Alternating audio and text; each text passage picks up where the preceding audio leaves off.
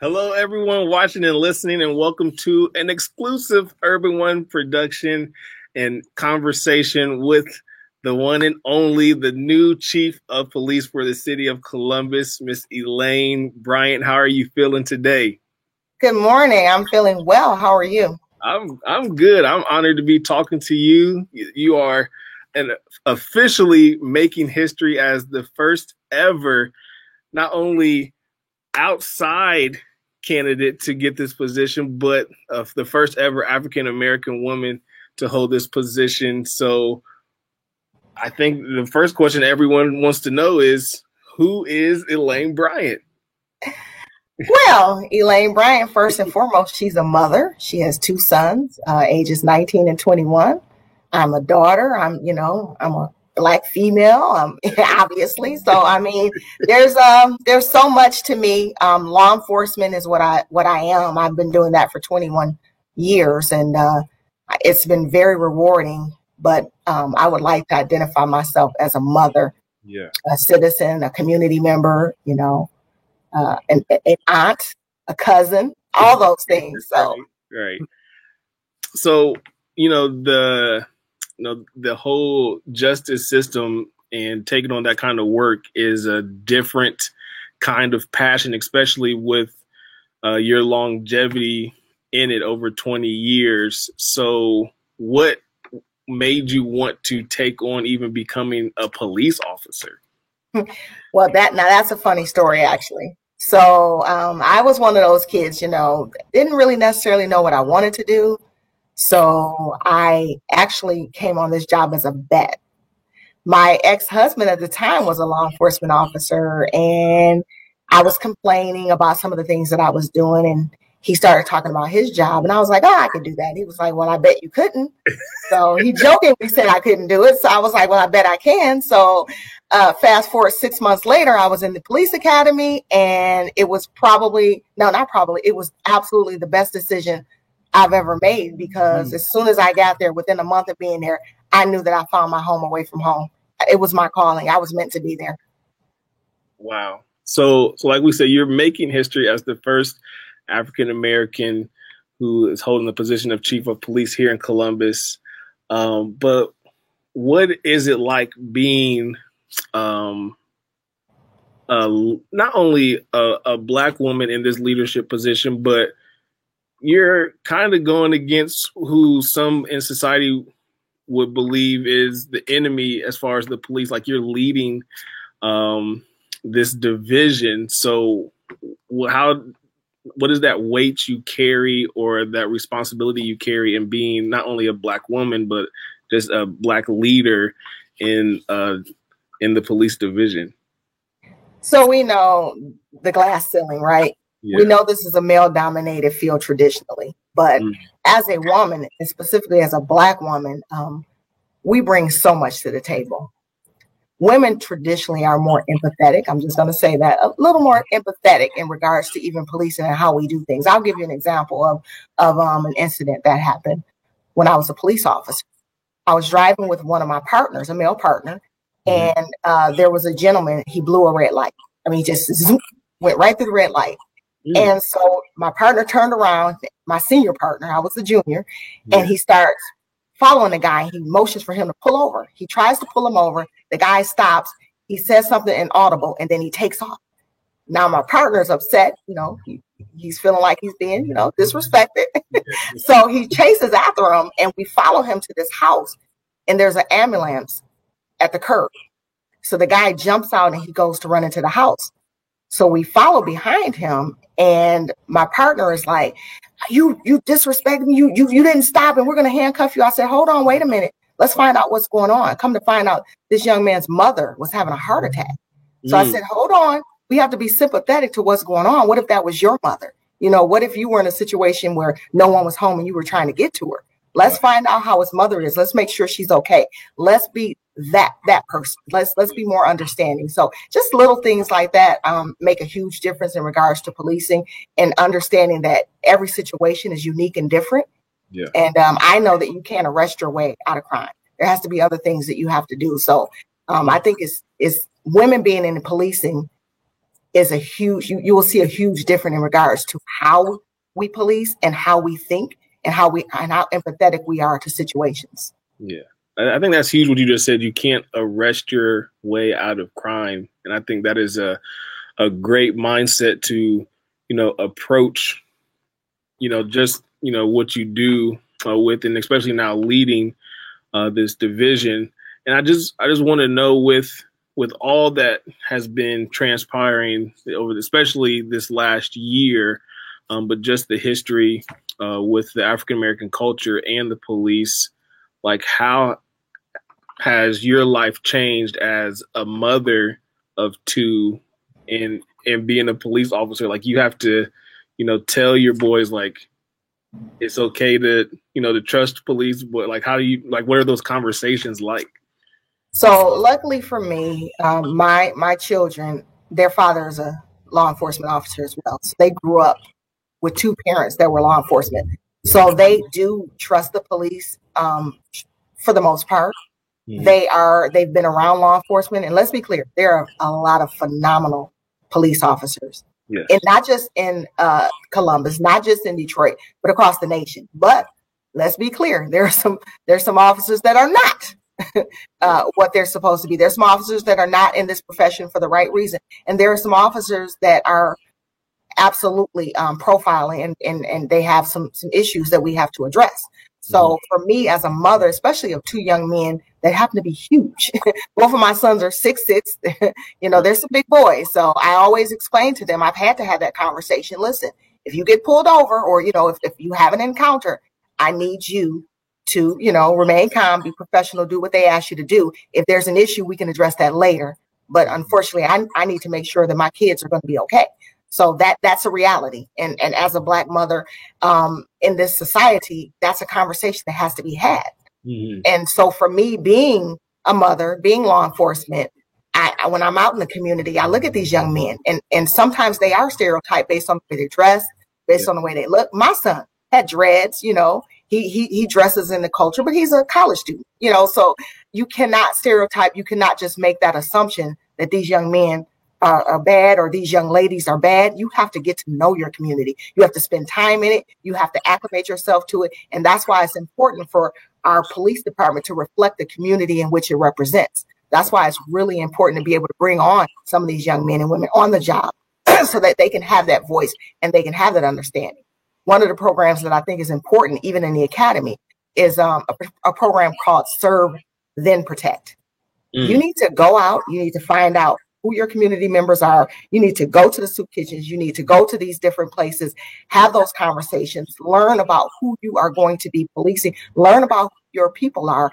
And then after you get an opportunity to do that, then you may have a better understanding. That conversation may be different that you have with this young man on the corner. So you had mentioned about accepting the job police officers accepting the job for the right reasons. So what is, if someone is looking to, step up and make a change and become, a part of the law enforcement, what is one of the reasons or the biggest reasons why they should become a police officer? Well, first and foremost, if you want to be a police officer, you have to have a heart of service. You are a public servant. That's first and foremost. So if that's not your intention, if you don't have that in your heart, then maybe you should think about another career. But if you do have that in your heart and you want to make a change and you want to make a difference, I encourage you to come on the job, because a lot of times, especially in minority communities or communities of color, police are looked at with distrust or disdain. And so it's our belief that we have to change that narrative. And one of the ways that you do that is to have more police that look like them, more police that can relate to them. And that's one of the biggest things, going and explaining to them, hey, I want you to be part of the change. I want you to come on. You don't like the way that police officers talk to you. You don't like the way that things are done. Come be part of that change. Come show us how you talk to people. Show us how you treat people. I want to bring them on board and give them an opportunity to be part of that change. So we talked a little bit offline about this topic too, as far as stepping up and being that person to make change, and you didn't always think that you wanted to be the chief of police, but you saw as a responsibility since you wanted a certain change to be made. So what made you not only apply, but accept this new position? You're right. So between COVID and civil unrest, we are looking at completely different police departments across the nation. Things have changed. You know, the way that people interact with the community, the way that the community interacts with the police, all these things have changed. And one of the things that I noticed being in that position, and I was actually our incident commander, boots to the ground for the majority of our protests, I heard the cries and I heard the frustration and I saw, you know, some of the things that they were actually speaking of and some of the disparities. And I thought to myself, wow, you know, you can sit here and you can watch it and you can shake your head and go, that's a shame. Or you could say, what can I do? What can I do as an individual? What can I do? What platform can I have to make that difference and to bridge that gap and to be able to bring police and the community together to show that actually we're not that different in regards to what we want, but those conversations need to be had. And it needs to take people that are willing to step up and have that leadership role and have those courageous conversations to be able to make that change. Because a lot of police officers, they want leadership. And unfortunately, sometimes leadership is lacking. That's a big part of it. If they don't have any direction, they don't have any leadership, and they're not being told where to go or how to go about doing the things that they need to do, you're going to see chaos. So I saw an opportunity. A lot of the things that are happening in Columbus are happening in the city of Detroit. And with my experience and, you know, a lot of prodding from my boss that said, you're ready. You're ready to go out there and you're ready to be a change agent. And I felt it in my heart. I said, I'm going to go and I'm going to see if I can make a difference. And if they accept me, I'm going to boost to the ground. I promise you from day one, I'm going to be that person that never gives up. Wow.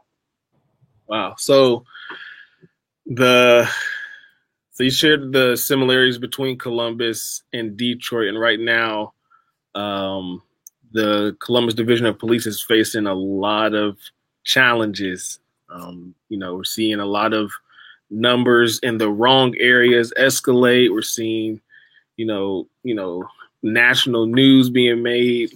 And we're just seeing a lot of, like I said, a lot of challenges. So what are some of your priorities once you finally get to call Columbus home? Well, first and foremost, we absolutely have to address this increase in our crime, specifically our gun violence. It really tugs in my heart when I hear about young people, specifically young people, not only being involved, but also being victims. You know, whether they're the victim, the perpetrator, there has to be a story behind that. So we have to address this crime. We have to get into our communities and address crime, like I said, not from arresting our way out of it. That's not going to be the answer. It's going to take the community to come together. We'll have to address these socioeconomic issues. We have to create more youth programs that strive at getting at these youth before the streets get to them. Right? We have to make sure that we wrap our arms around them and provide them opportunities. And it's not just about going into schools for an hour and talking to them and then just going away. That's not it, because you have to address the holistic approach. You have a young man or a young child that you address in the school, but then what about their home life? Is their mother employed? Is there a substance abuse issue? What else is going on that would stop them or prevent them from being able to become, you know, the young men and women that we know that they deserve to be? Or, you know, that's one of my issues. So I know that we have to get into these youth programs and create more of a substantial change in regards to how we address their issues. We also, again, have to address the crime. We have to find out what's driving it, what's causing it, and what we can do to make sure that we drive that down. Another big issue for us is within the department. There have been allegations of discrimination. We know that there's a lack of diversity. So one of my biggest things is going to be to create diversity, inclusion, and equity. It's really important to make sure that we address that too. And last but certainly not least is bridging the gap between community and police. We have to make sure that we are having those conversations, that there is transparency, there is trust, not just in one community, but all communities of color, our young communities. We have to make sure that we're addressing all those issues, bring everybody to the table to make sure that we're on the same page and the biggest thing is humanizing that badge. Just like I said, I'm a mother, I'm a sister, I'm a cousin, I'm an aunt. So are many of our police officers. There are some good police officers, but we have to make sure that those conversations are being had so that the community can see them in that light as well. And so for the last, over this last year and these challenging times, we've had, the virtual events about, having, the conversations that you're saying that need to be had. But what level of patience does the city of Columbus need to have to see the action behind these conversations? I'm glad you used that word because that's what it is. Patience. It didn't happen overnight. It's not going to change overnight. I really, what I'm asking for from the community is to have some patience and to allow us an opportunity to get in there, identify and address the concerns. And again, it's not going to happen overnight, but through the entire process, what you will have is transparency and you will have communication. So there's nothing that's going to be hidden in regards to what we're doing, what we're attempting to do, and engagement. We want them to be involved in the process. So it's going to be levels to it, but they just be patient. Just give me an opportunity to get in there, identify, address, engage, bring them along in the process so that we can all say that we had a part in turning the page and getting in the right direction.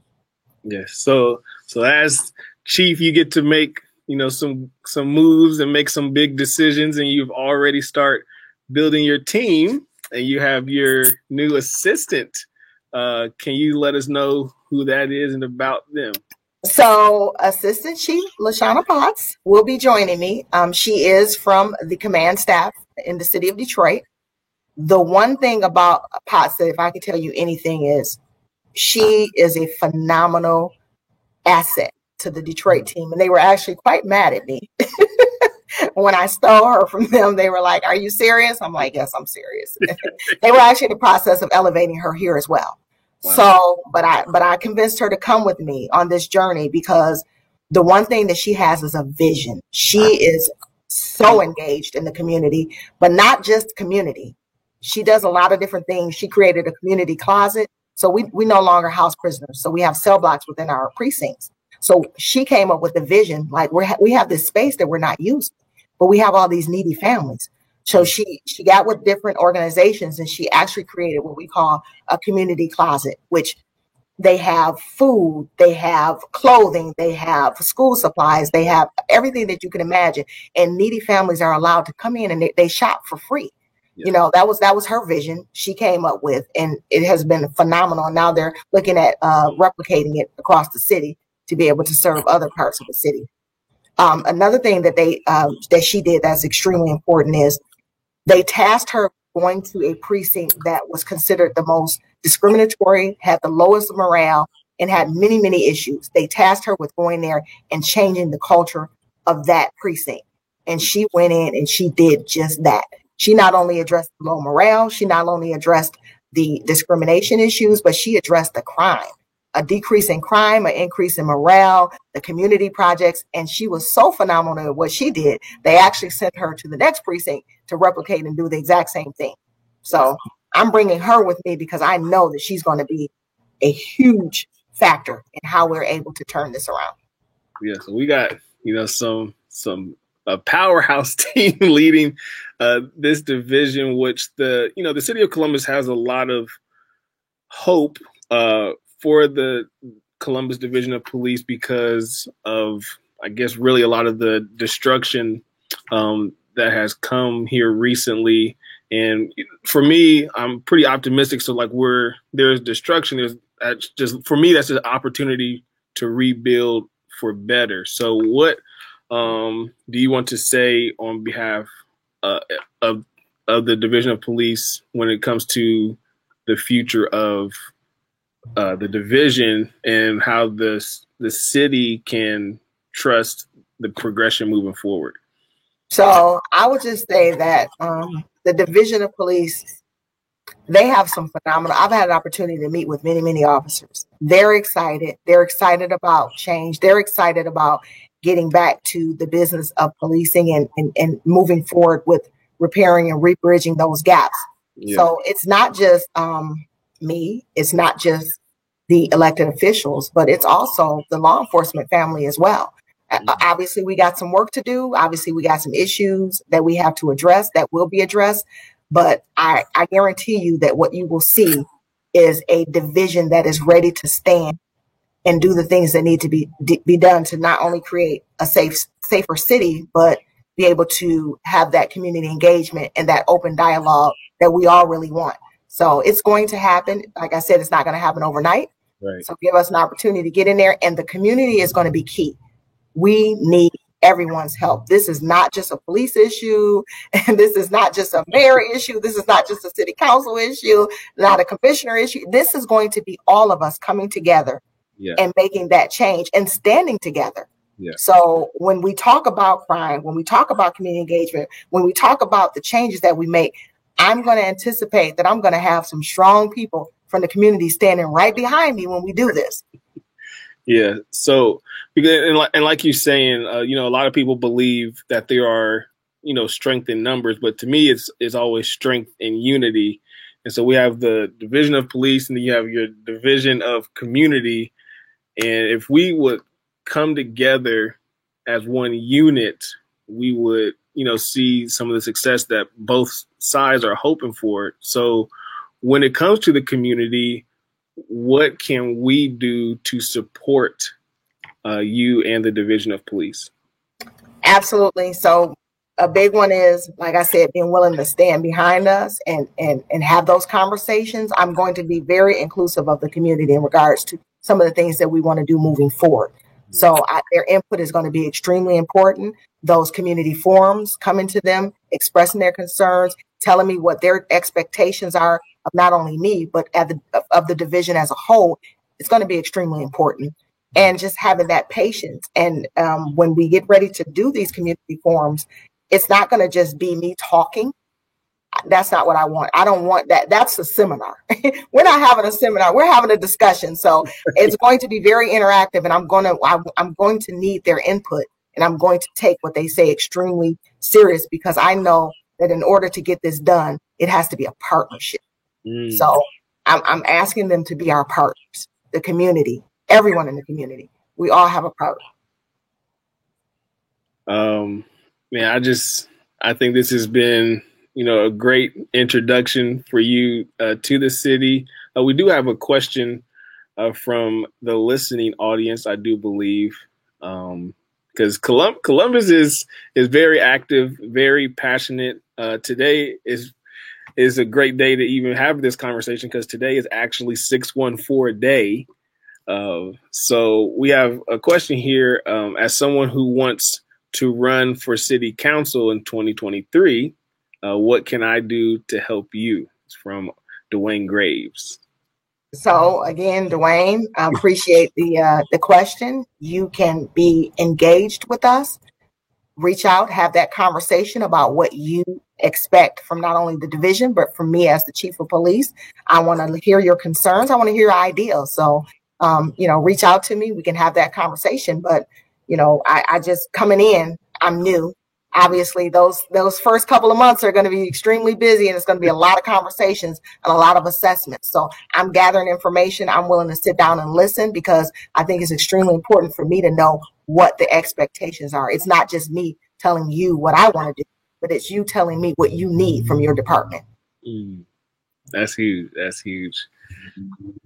The new Chief of Police for the City of Columbus, Elaine Bryant. I appreciate you joining me today, sharing your vision, and just being open and transparent. And like you said, humanizing your position, humanizing, the department, because we certainly lose sight of that when we see, people in positions of authority or on a higher pedestal. So the fact that you are being transparent and already setting that precedent before you even touch down here officially, keep traveling back and forth. Wait for you. Thank you for spending time with us today. Thank you. I'm excited to get started. So I'm ready to officially call Columbus, Ohio, my home. Yes. Absolutely. Thank you.